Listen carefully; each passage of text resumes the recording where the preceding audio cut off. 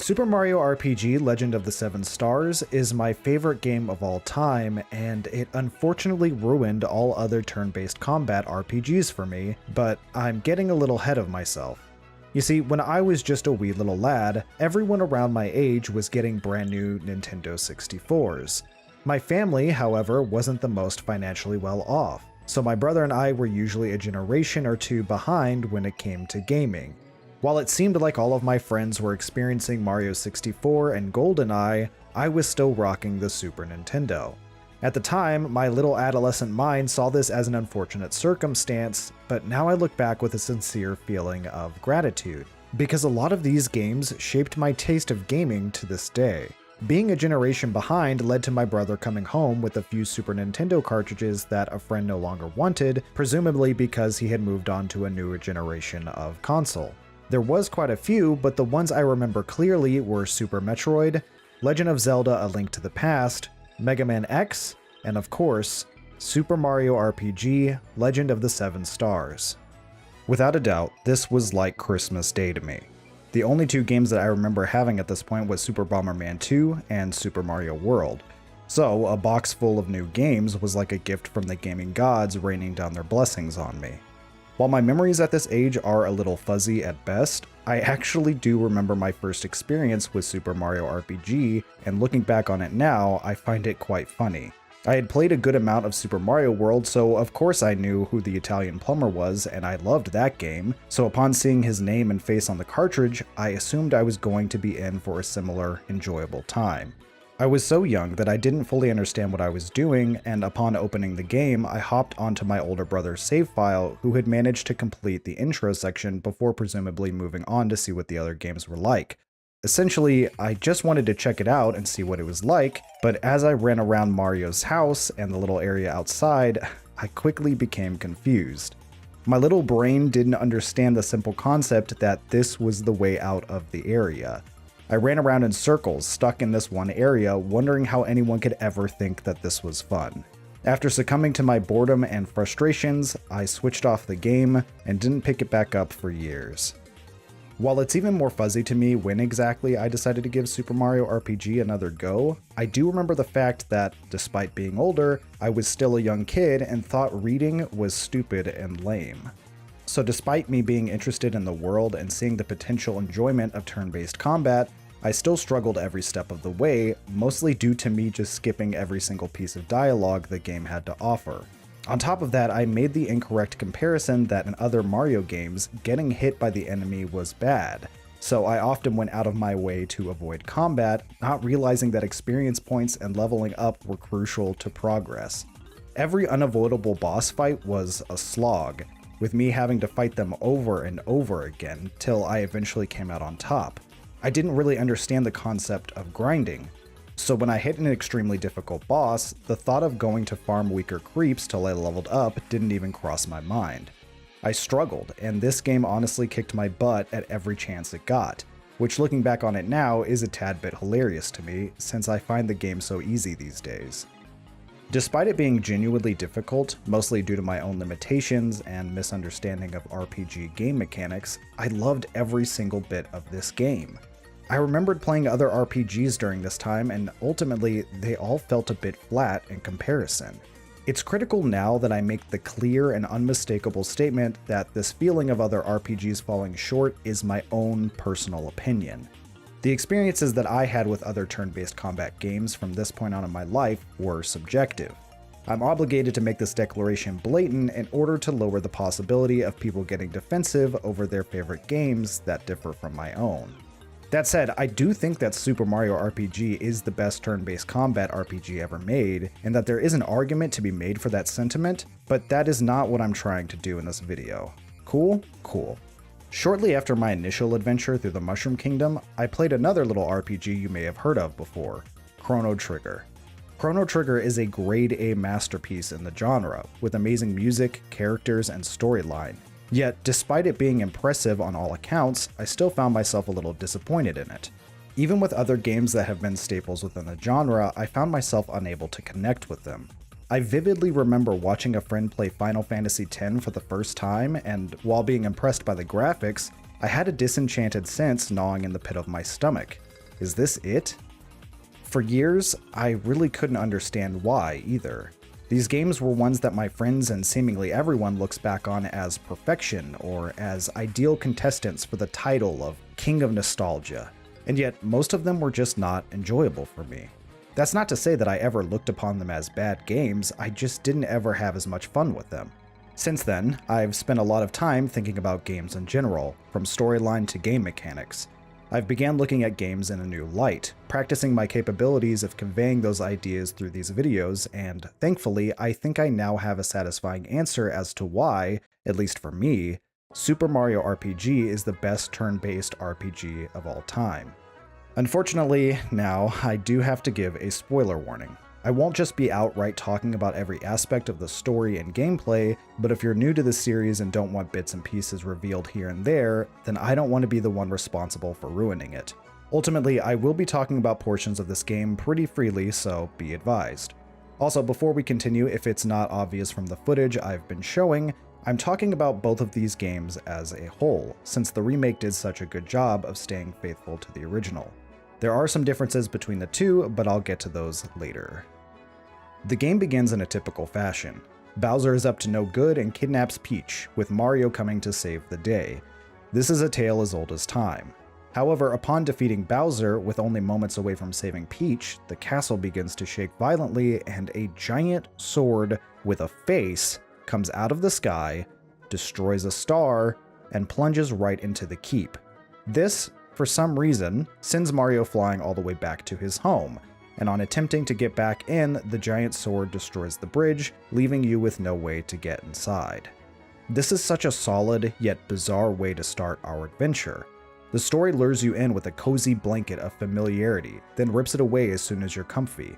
Not only does the narrative unfold in a new way, but the premise is absolutely ludicrous. It is a giant sentient sword that just unexpectedly falls out of the sky. Now, some may see this as me criticizing this story, but that's not true at all. Super Mario has always been a wacky premise to begin with. He's a plumber that shoots fireballs after collecting a flower. There's a lot of weirdness in the series that we've all just collectively accepted. So when something like this happens, I personally find that it fits right in. And this is only the beginning and the first of many wacky characters we will come across throughout the land.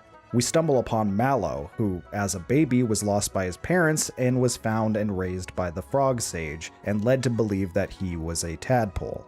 Eventually, this obvious plot twist is revealed, ultimately culminating in Mallow discovering that he is not only from Nimbus Land, but that his parents are the king and queen, making him the rightful heir of this kingdom. Next, we have Geno, a star warrior from Star Road who comes down to the land to find the star pieces scattered by the giant sword in the beginning. He takes the form of this particular toy and joins alongside the plumber in order to restore the road, and, consequently, restore the ability for people's wishes to come true. Then, oddly enough, Bowser joins the party. Having been exiled from his castle by this new enemy, he reluctantly joins Mario in his quest, all the while acting like he is in charge and allowing you to join him as his minions. Finally, after rescuing Princess Peach and she discovers the importance of your adventure, sneaks away from the kingdom to help as well.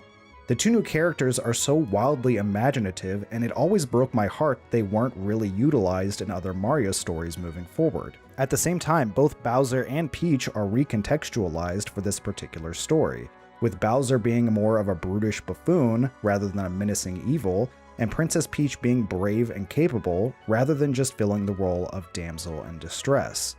Each of these characters are strikingly different in design, personality, and even how they fill their roles within the party.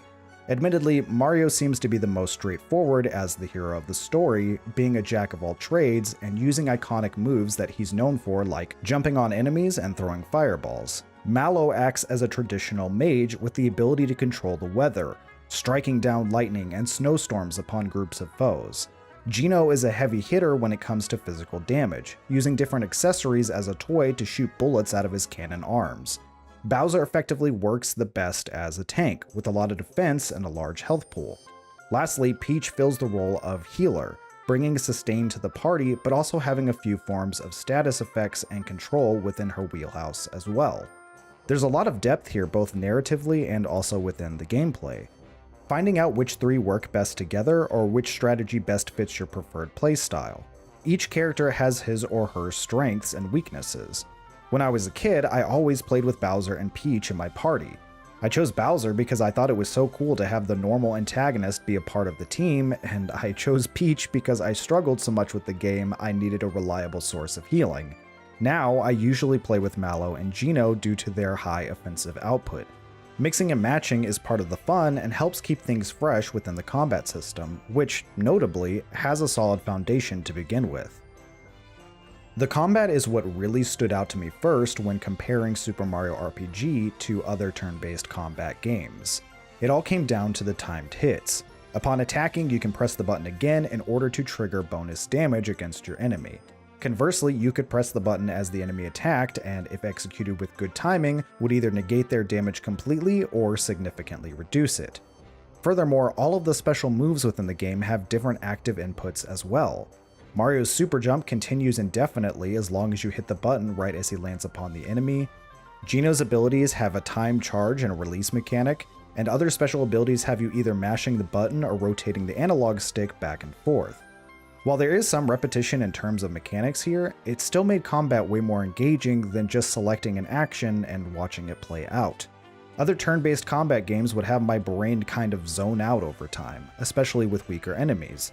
I'd find myself just spamming whatever the input button was until the fight was over, but here I always found myself locked in, waiting to time my hits perfectly and block just at the right time. While I will say that I think for most players this game will be pretty easy most of the time, some of these battles do need full attention, lest you find yourself face to face with a game over screen. I think this is most notable when it comes to the boss fights throughout the game. Some of the boss battles actually have unique mechanics and some nuance built into them. There's Bowyer, who locks out a button, leaving you unable to do certain actions until he locks a different button. All of a sudden, in the middle of the fight, you can no longer use your regular attack, or special attacks, or even items. When I was a kid, under-leveled from dodging nearly every normal enemy, this boss battle was brutal. I absolutely needed items in order to heal, and when he locked out this button, it almost always led to a game over. There's this sentient cake that doesn't have a traditional health pool, but rather these lit candles. A single hit blows out a single candle, and once they are all gone, then the top will disappear and the next phase of the fight continues. However, every time the cake attacks, it relights a candle and it often attacks twice a turn. This means that if you don't consistently attack it, you can be stuck in a permanent purgatory with your health and items slowly being whittled down by an evil pastry. There's an underwater fight with the shark pirate Jonathan Jones, who, halfway through the fight, challenges Mario directly. You were then forced into a one-on-one battle with the pirate leader and have to finish the fight without the support of your companions. Of course, once you know that these extra challenges are coming, it's a lot easier to prepare for them, but in your first trek through the world, some of these may come as a complete surprise. While there are certainly a lot of surprises within battles that could have just been straightforward back and forth, the world is filled with even more unexpected encounters. Earlier I stated that the unique combat was what stuck out to me first when analyzing this game. While that still remains true, I now think of the combat as icing and the world that our story takes place in as the foundational cake, if you will. Super Mario RPG eases us in with the familiar, not only with the story, but the scenery as well. We start in Bowser's Keep and quickly rush off to the Mushroom Kingdom. But before we know it, we're traveling through ghost-infested sewers, meeting the frog sage of Tadpole Pond, getting lost in a mysterious forest maze, and so much more. There is area after area, each as unique as the characters that live there. It was like every time you got acquainted with the wackiness of one area, you were stepping into the next bizarre environment. I named just a few a moment ago, but there are plenty more. Each of these areas have interesting interactions and memorable characters. The one that always comes to mind for me is Booster, who, like Geno and Mallow, never made it into any other Mario games. This zany character has Princess Peach locked away in his tower. He's all about fun and playing games and tries to force Peach to marry him simply because he wants to have a wedding because it's like a big party and there's cake. He's certifiably insane and only cares about having a good time. As soon as he eats the cake, he loses interest in Princess Peach altogether and just goes back to his life. I could easily list out every area and boss from this game, and most of them don't feel like they overlap in function or in style. Throughout exploring these areas, you have combat to spice up the gameplay, but there's also a plethora of minigames sprinkled throughout as well. You race a minecart through a mountain, you can figure out musical puzzles at the tadpole pond, you can even race Yoshi against his rival, Boshi. Every bit of this world is filled to the brim with life and charm. Each environment feels like it is organic, with townsfolk living their lives, dealing with the problems caused by the main antagonist and his gang.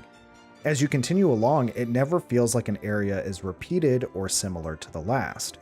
As a child, this had me curious as to what lies around every corner. The sense of exploration and discovery was made real for me. This is only accentuated by the fact that new special abilities had different inputs, animations, and effects, leading me to want to grind levels to grow in strength. Furthermore, and this is one of my absolute favorite features of this game, each new weapon that you equip actually changes the animation and the timing of your timed hits. Finding a new weapon wasn't just about adding to your stats, it was a whole new way to fight. I would make it to the next section and eagerly rush to the shop to buy the newest gear, then seek out the first enemy I could just to try out the new attacks and reveal their unique animations. My favorite being Bowser's Hurley Gloves, which would literally pick up Mario and throw him at the enemy. This game is stacked with goofy humor as well. Of course, this humor is a bit silly and childish, but it's still charming to me to this day. The dialogue is quirky at points, the characters hilariously one-dimensional while still being interesting, and then there's Mario.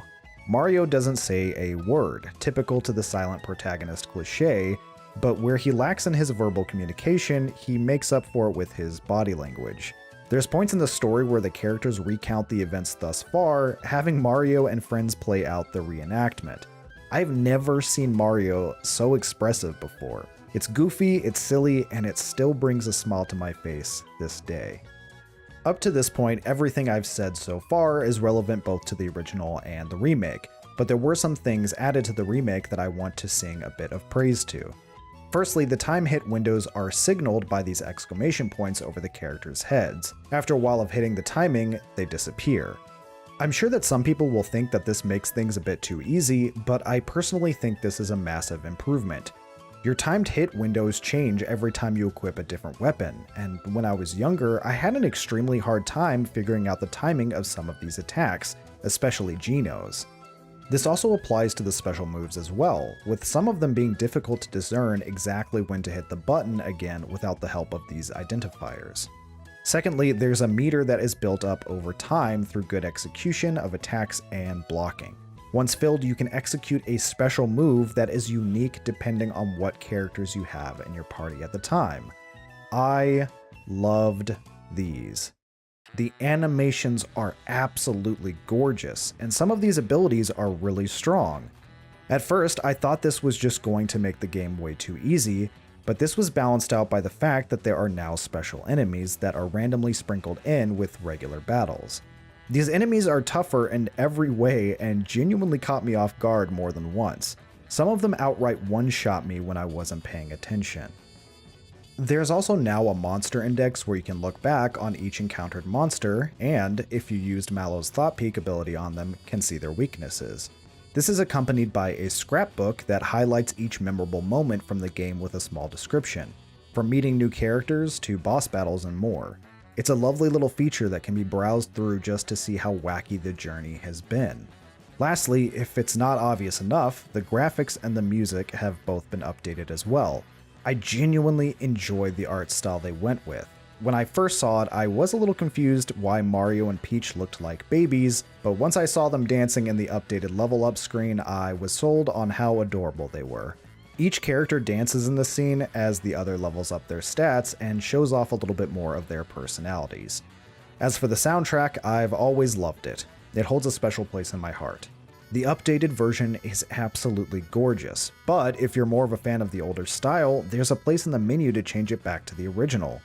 There's a part of me that wishes you could do the same for the graphics if you were feeling really nostalgic, but I imagine that would have been way more complicated than switching between two soundtracks.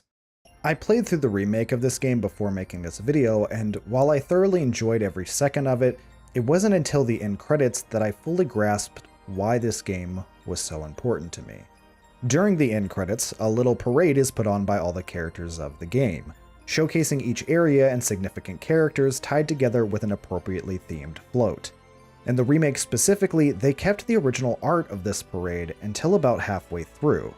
If memory serves me correctly, in the original, Gino flies around, causing colorful lights to appear on the float.